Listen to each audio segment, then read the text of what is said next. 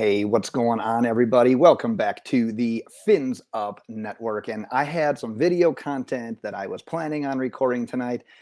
And then the Miami Dolphins went out and made a signing, which I'm sure you heard by now. But the Miami Dolphins signed running back Sony Michel. Lucky for me, the content that I had planned wasn't super time sensitive, so that can wait until tomorrow. So let's talk a little bit about Sony Michel, because the first thing we need to look at when the Dolphins make a signing like this is what does the running back room look like with him added? So as you can see on the scroll there, they've got the two free agents that they signed in Edmonds and Mostert. You can slot in Michel.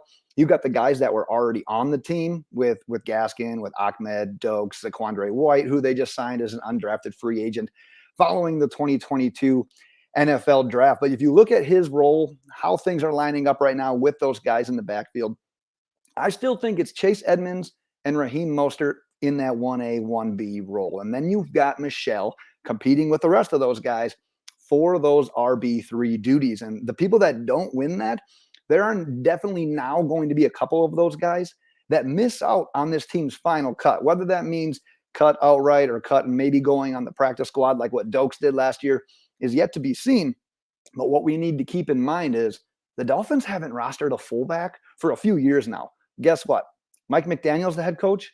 They're going to be rostering at least one fullback this year, and Alec Ingold would likely be the one to stick of the guys that they have right now.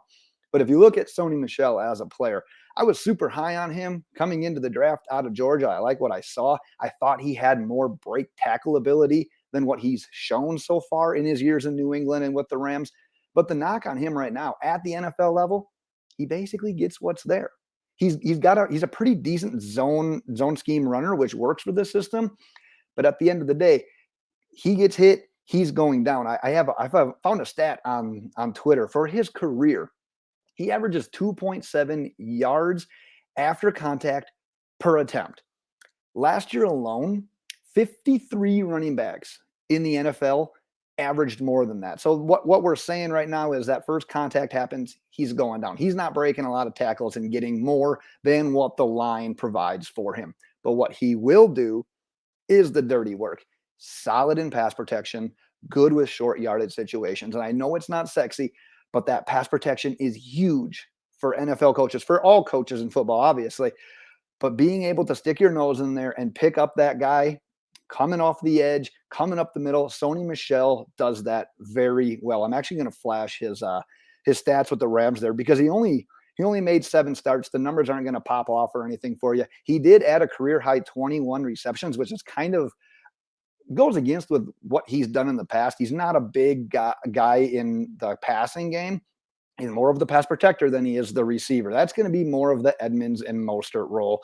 And we'll see from there. But he's going to be that grinded out, do the dirty work kind of guy. But as we wrap this up as well, we need to keep in mind Raheem Mostert's injury history. The last 2 seasons, he's played in just 9 games.